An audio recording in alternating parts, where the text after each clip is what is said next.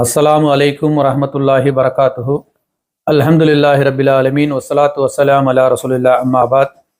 கண்ணியத்திற்குரிய இஸ்லாமிய சகோதர சகோதரிகளே, அல்லாஹு ரபுல் ஆலமீன் நம்மை படைத்தது போலவே ஷைத்தானையும் படைத்து அவனுக்கும் சில ஆற்றல்களை வழங்கியிருக்கின்ற காரணத்தினால் ஷைத்தானுடைய ஆற்றல்களை இனம் கண்டு அதிலிருந்து நம்மை நாம் காத்துக்கொள்ள வேண்டும் என்பதற்காக ஷைத்தானுடைய ஆற்றல் என்ற தலைப்பின் கீழ் தொடராக சில விஷயங்களை நாம் அறிந்து வருகின்றோம்.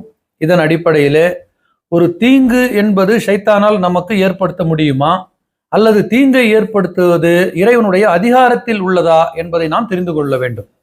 ஒரு மனிதருக்கு ஒரு நன்மை ஏற்பட்டாலும் ஒரு தீங்கு ஏற்பட்டாலும் இது அல்லாஹ்வின் புறத்தில் இருந்துதான் என்று நம்புவது நம்முடைய அடிப்படை அம்சமாகும். நம்முடைய விதியை நாம் நம்ப வேண்டும். ஒருவர் மூமினாக இருக்கிறார் என்று சொன்னால், அவர் ஈமான் கொண்டிருப்பது உண்மை என்று சொன்னால், அவருடைய ஈமானிலே அவர் கதிர் என்று சொல்லக்கூடிய விதியை நம்ப வேண்டும்.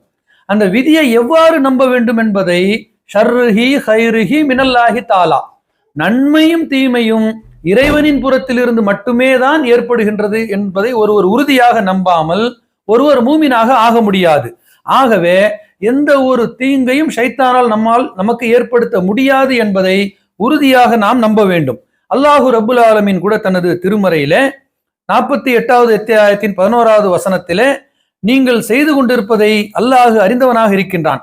எப்படிப்பட்ட விஷயங்கள் என்று சொன்னால், அல்லாஹு உங்களுக்கு தீமையை நாடினால் அல்லது நன்மையை நாடினால் அல்லாஹ்விடம் இருந்து அதை தடுக்கக்கூடிய சக்தி, சிறிதளவும் சக்தி பெற்றவர்கள் யாருமே இல்லை என்று நீங்கள் நம்பினால், நீங்கள் செய்து கொண்டிருப்பவைகளை அல்லாஹு நன்கு அறிந்தவனாக இருக்கிறான் என்பதை நீங்கள் விளங்கிக் கொள்வீர்கள் என்றும் அல்லாஹு ரபுல் ஆலமீன் வேறொரு 5வது அத்தியாயத்தின் 76வது வசனத்திலே, அல்லாஹுவை அன்றி உங்களுக்கு எந்த ஒரு நன்மையும் தீமையும் செய்ய சக்தியற்றவைகளையா நீங்கள் வணங்குகின்றீர்கள் என்று அல்லாஹ்விற்கு இணை வைத்து வணங்கக்கூடிய அந்த வணக்கங்களை பற்றி அல்லாஹ் எச்சரிக்கை செய்த பொழுது, அல்லாஹுதான் செவியேற்பவனாக இருக்கிறான், அல்லாஹுதான் நன்கு அறிந்தவனாக இருக்கிறான் என்று இந்த நாம் வணங்கக்கூடிய அறியாமையில் பிற மதத்தவர்கள் வணங்கக்கூடியவைகள் நமக்கு எந்த ஒரு நன்மையும் செய்ய சக்தியற்றது, எந்த ஒரு தீமையும் செய்ய சக்தியற்றது, அல்லாஹ்வை தவிர எந்த ஒரு தீங்கையும் வேறு யாராலும் நமக்கு தர முடியாது என்பதை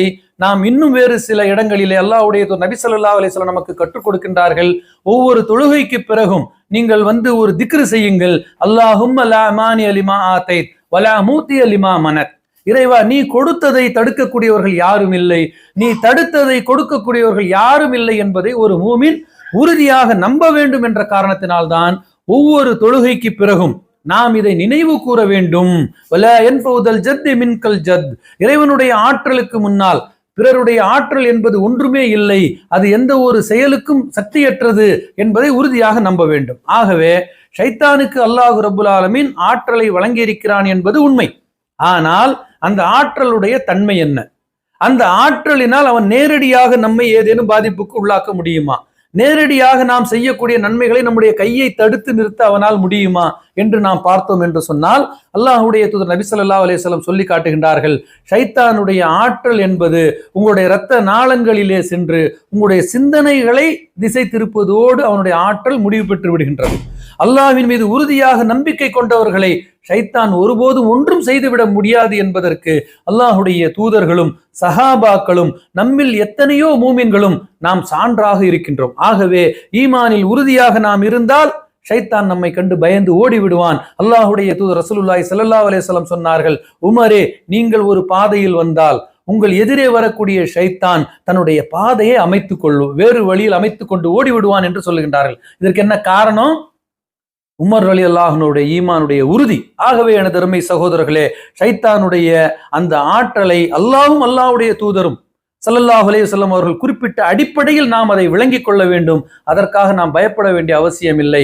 அதற்கு எதிராக நாம் நம்முடைய வணக்க வழிபாடுகளை அமைத்துக் கொண்டு அதிகமாக அல்லாஹ்வை வணங்குவதன் மூலம் நம்முடைய ஈமானை அதிகப்படுத்திக் கொள்வதன் மூலம் ஷைத்தானுடைய அந்த ஆற்றலில் இருந்து நாம் நம்மை தற்காத்து கொள்ள முடியும். ஆகவே எனது அருமை சகோதர சகோதரிகளே, ஷைத்தானுக்கு சில ஆற்றல்கள் இருக்கின்றன. அது நம்முடைய உள்ளத்திலே தான் அதை அவன் சஞ்சலங்களை ஏற்படுத்துவான். அதிலிருந்தும் நாம் நம்மை பாதுகாத்துக் கொள்வதற்கு அல்லாஹ்வும் அல்லாஹ்வுடைய தூதரும் காட்டிய அடிப்படையில் அதிகமாக சிறந்த முறையிலே வணக்க வழிபாடுகளை அமைத்துக் கொள்வது, அல்லாஹுவை அதிகமாக நினைவு கூறுவது, இப்படிப்பட்ட விஷயங்களில் இருந்து சாதாரணமாக நபி ஸல்லல்லாஹு அலைஹி வஸல்லம் பாங்கு சத்தத்தை கேட்டால் ஷைத்தான் ஓடுகிறான் என்று சொல்லுகிறார்கள் அல்லவா? இப்படி நாம் நம்முடைய வணக்க வழிபாடுகள் மூலம் ஷைத்தானிடமிருந்து பாதுகாவல் தேடிக்கொள்ள வேண்டும். எல்லாம் அல்ல அல்லாஹ் செவியேற்கக்கூடிய விஷயங்களை நம்முடைய வாழ்வில் செயல்படுத்தி இம்மையிலும் மறுமையிலும் வெற்றி பெறக்கூடிய பாக்கியத்தை நம் அனைவருக்கும் தந்தருள்வானாக. வாஹிரு தாவானா அல்ஹம்துலில்லாஹி ரப்பில் ஆலமீன்.